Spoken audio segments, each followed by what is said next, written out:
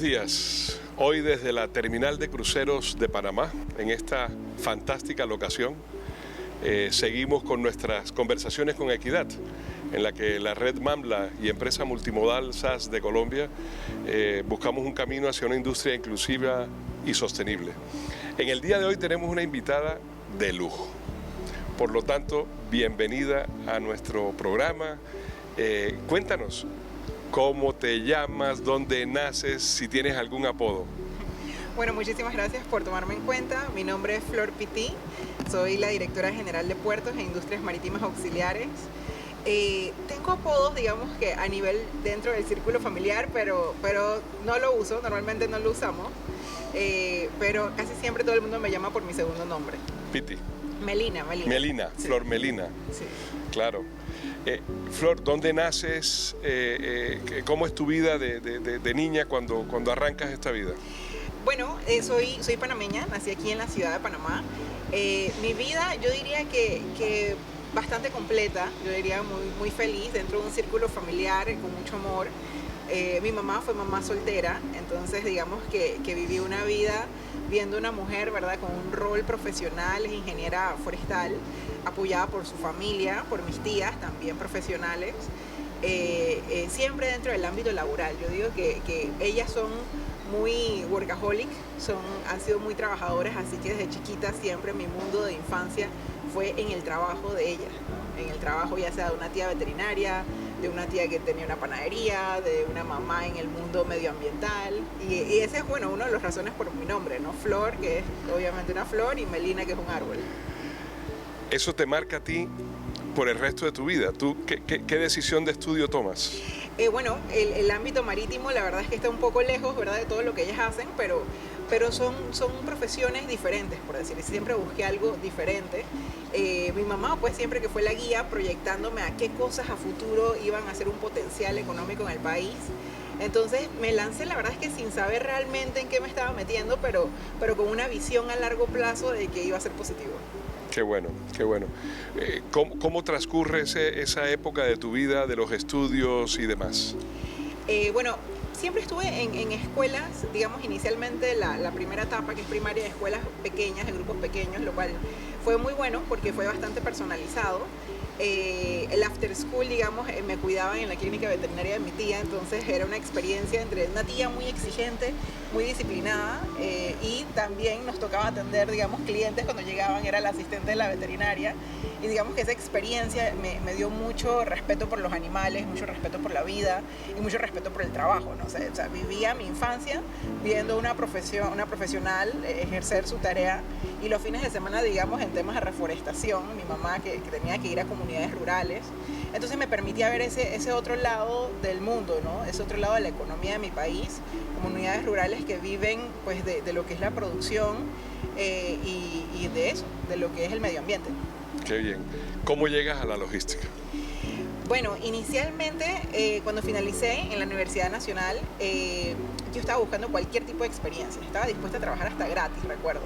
Y conseguí una oportunidad dentro de una organización reconocida, que son estas empresas que se dedican en nombre del país a abanderar naves y a certificarlas. Y entonces dentro de esta empresa tuve una oportunidad grandiosa con profesionales fantásticos que en ningún momento negaron mis capacidades, todo lo contrario, me impulsaron a aprender, a ahondar más en los aspectos técnicos y sobre todo a impulsarme a seguir mis estudios profesionales fuera de Panamá. ¡Qué maravilla! Tú me dices que estás trabajando en esa empresa, pero de allí das un salto ¿a dónde? De ahí me voy a estudiar una maestría en Ciencias de la Navegación y Transporte a la Universidad Oceánica de Taiwán. ¡Qué maravilla! Cuéntanos de esa experiencia. ¿Cómo terminas en Taiwán? ¿Cómo terminas estudiando esa maestría? ¿Y cuál es el resultado que tienes? Bueno, fue una experiencia de verdad que invaluable. Yo le tengo mucho respeto a toda yo diría que la educación asiática en general, en sí a la cultura. Cuando llegué allá iba a estudiar Shipping and Transportation Management, que era un tema más comercial, pero resulta que hubo un tema con el idioma y en esta facultad no me podían recibir, así que tuve que ir a la Facultad de Navegación y Transporte, en donde las clases eran 50% en inglés, 50% en mandarín. Era una facultad más técnica, más dedicada al tema de la navegación. y tuve un apoyo increíble por parte de la universidad, de los profesores, principalmente en el tema del idioma, muy enriquecedor, y bueno, la experiencia de estar en, digamos, uno de los puertos de mayor transbordo, como el puerto de Kaohsiung, fue una de las partes claves, ¿no?, de la parte de los estudios. Me contabas que hiciste un trabajo de grado que tuvo una mención.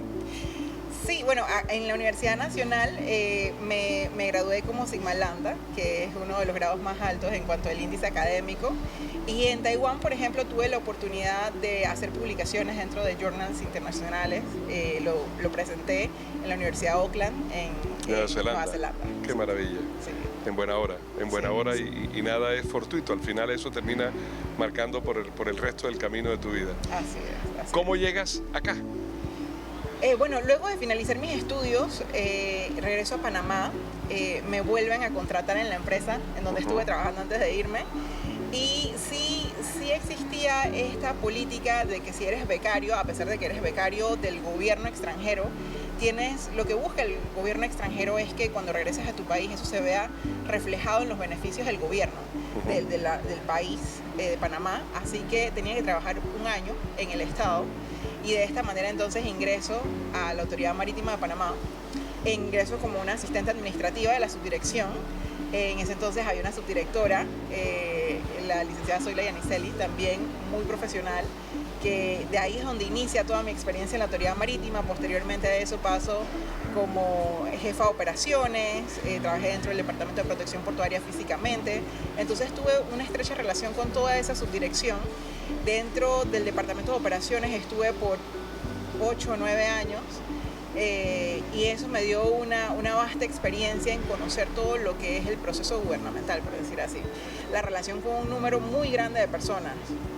Creo que eso es importante, todo lo que es la inteligencia emocional, saber tratar y respetar a muchas personas es fundamental en este tipo de trabajo. Se encuentra uno con fenómenos como la edad, el género, la antigüedad en el cargo que tienen, que son factores que si no se saben manejar adecuadamente pueden generar barreras inclusive. Exacto. Es fundamental poder entender, como lo has catalogado, las diferencias, los diferentes tipos de personalidades, el respeto a eso, a la experiencia que tienen muchas personas y que es un conocimiento invaluable. Qué bueno eso. Llegas entonces como asistente administrativa. Correcto. ¿Cuánto tiempo duras en esa asistencia administrativa? Estuve aproximadamente un año y medio. Okay. ¿Y de allí a dónde llegas? Luego de eso se produce pues una renovación de contrato, ¿verdad? Me recontratan, pero en esta oportunidad como subjefa de operaciones y posteriormente entonces a jefa de operaciones. Qué bien. ¿Cuánto tiempo llevas ya como jefe de operaciones? Bueno, estuve hasta el 2017 y creo que hasta ese momento tuve 9 años. A la fecha ya tengo 12 años de estar en la Autoridad Marítima. Qué bueno, qué buena experiencia. Sí. Dime un reto que tú tengas en tu vida profesional, en el cargo que tienes, que te gustaría haber realizado en el mediano plazo. Un reto. Bueno, yo a lo largo de todo el tiempo que he estado en la Autoridad Marítima he podido identificar, digamos, algunas falencias dentro del ámbito del marco legal en las operaciones propias del Estado. Entonces, mi reto principal es poder actualizar y crear normativas que le permitan a la gente operativa trabajar de forma segura, enmarcada, ordenada. Entonces, en eso estamos, en la creación de reglamentaciones que hagan operaciones seguras, principalmente dentro de la industria marítima como dentro de las operaciones de los puertos. Qué interesante eso, ¿sabes? Yo creo que eso nos da una visión de cómo desde afuera estás viendo qué debilidades hay y cómo se puede mejorar esa condición. Así es. Estamos en un sector que en ocasiones es catalogado sexista, machista, inclusive se atreven a hacer adjetivos como peyorativos a esta industria. ¿Cómo te has sentido tú como mujer dentro de esta industria y cómo ha sido tu interrelacionamiento con todos? Bueno, lo sé, digamos que lo veo muchas veces en reuniones, por decir así, en muchas reuniones de alto nivel en donde a veces quizá uno no tiene eso en mente, pero cuando uno se sienta en la mesa te das cuenta que eres la única mujer en la mesa. Claro. Entonces puedes ver que no hay un equilibrio. Sin embargo, mi experiencia ha sido muy buena. O sea, dentro de todo el recorrido que he tenido el apoyo de muchos hombres. Sí, obviamente en algún momento he tenido alguna experiencia en la que me he sentido un poco excluida. A veces siento que es más por sobreprotección que por el factor de ser mujer. Pero sí, los hombres que han sido mis jefes, que han sido mis compañeros, más que discriminarme, me han apoyado. Eso debo reconocerlo. Qué interesante. Hay una frase que hemos visto nosotros, que hemos ido montando en el tiempo y que creo que nos dan una radiografía de lo que es la sociedad hoy, ¿no? Hay un bestseller de John Gray que dice: las mujeres son de Venus y los hombres de Marte, tratando de demostrarnos las diferencias que tenemos entre hombres y mujeres. ¿Cómo lo percibes tú? Si somos diferentes, somos complementarios o todo lo contrario, ¿cómo lo ves? Sí, definitivamente somos diferentes, pero en el buen sentido. Yo creo que el factor de que seamos diferentes es lo que hace que nos complementemos y hagamos un buen equipo. Que todos tenemos diferentes formas de ser, pero más que el género yo creo que es la persona, ¿no? Es la aptitud de la persona, la actitud propiamente, cómo te interrelacionas en general, ya sea con hombres y mujeres, pero somos un complemento. En ocasiones se crean normativas que logren una cuota de género o buscando equidad, o se logran actuaciones administrativas que obliguen a que entidades o empresas tengan un número determinado de género. ¿Qué opinión tienes tú con ese aspecto? Bueno, yo opino que la aplicación de este tipo de normativas debe ir muy de la mano del análisis de la cultura. Hay culturas y países en donde esto se hace necesario para iniciar una cultura de inclusión. Sin embargo, hay otros países que ya tienen un nivel o su propia cultura, o sea, ya va dirigida al tema de la inclusión, en donde este tema no debe ser una imposición, sino que debe basarse más en los méritos. En los méritos y es de la propia satisfacción, yo digo, de las mismas mujeres, de poder competir en igualdad y no necesariamente por el género poder obtener algo, sino por el mérito de lo que has ganado. Mira qué interesante. Yo creo que a la final todos vamos en la misma línea, ¿sabes? Al principio veíamos una fuerza muy grande en obligar a que se dieran cuotas, pero con el tiempo nos hemos dado cuenta que lo importante es generar las oportunidades para que todos, sin distingo de género, podamos estar enfrente de situaciones y oportunidades por igual. Así es. Por igual. Así es. Si en el camino de tu vida miraras hacia atrás y tuvieras la oportunidad de darle un gracias con un abrazo a alguien en tu niñez, ¿a quién se lo darías? Uy, a mi mamá. Fantástico. A mi mamá, a mis tías, a mi familia en general, a todas las personas que creyeron en mí, pero principalmente esa base, ¿no? Al final la base que te impulsa es la familia. Por ejemplo, en el ámbito marítimo, yo creo que un rol clave es el idioma, por ejemplo. Así es. Y mi mamá era una de las que siempre estuvo pushing ahí con el tema del idioma, y hoy en día pues le doy las gracias porque te abre muchísimas puertas, elimina muchas barreras. Poder expresar tus conocimientos en diferentes idiomas es fundamental. Me pagó clases de japonés, tuve que aprender mandarín en Taiwán, entonces el tema del idioma se hizo bastante fácil, pero fue por eso, ¿no? Por ese apoyo desde la infancia. Qué interesante. Si buscáramos esa persona a la que darle un gracias y un abrazo en la historia, en tus estudios, ¿a quién se lo darías? En mis estudios, yo se lo daría a mi profesor asesor en Taiwán. Fue como mi papá adoptivo allá. Yo practicaba taekwondo, entonces allá tuve una lesión y él se comportó como el papá que necesitaba en ese momento. Además de todo el apoyo dentro del cambio cultural que tuve allá, él me impulsó mucho en muchos aspectos. Qué interesante. Y si fuera en tu vida laboral última, ¿a quién le darías ese abrazo de gratitud? Bueno, hay varios, pero entre ellos sería al capitán Velázquez, que fue uno de los primeros que me dio la oportunidad laboral dentro del sector.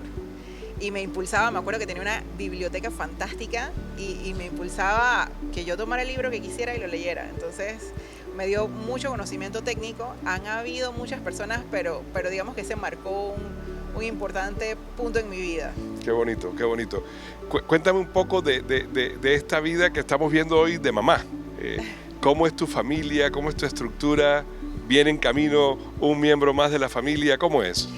Bueno, estoy casada, por dicha mi esposo se dedica, ahorita no se está en el sector marítimo, pero estuvo por muchos años en el sector marítimo y digamos que lo comprende que el sector marítimo es un sector 24/7, entonces tengo un apoyo fundamental y comprensión en esa parte.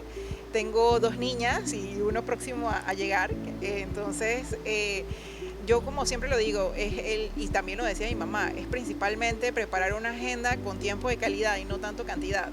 Poder dedicarles el tiempo, que ellos puedan verte también en acción como lo pude ver yo con mi familia, con mi mamá y mis tías, es fundamental. Entonces ellas pueden involucrarse mucho en mi trabajo, digamos ahora con todo esto del teletrabajo, me han visto en reuniones por Zoom, entonces ellas a veces se quedan escuchando. Y preguntan sobre ¿pero a qué te referías cuando decías esto? Y por lo menos la mayor tiene 10 años y hace muchas preguntas, pero ese rol es muy bonito porque siento que les enseñas desde pequeñas que pueden tener oportunidades, pueden ser profesionales, que tienen que hacer sacrificios. Ellas entienden el punto de los sacrificios, pero también disfrutan ese rol, ¿no? De la mamá, de repente cuando la ven en la tele y todo esto, como que, esa es mi mamá. Qué maravilla. Esperemos que vean esta entrevista fantástica que nos ha dado. Sí. Pues no me queda sino gratitud.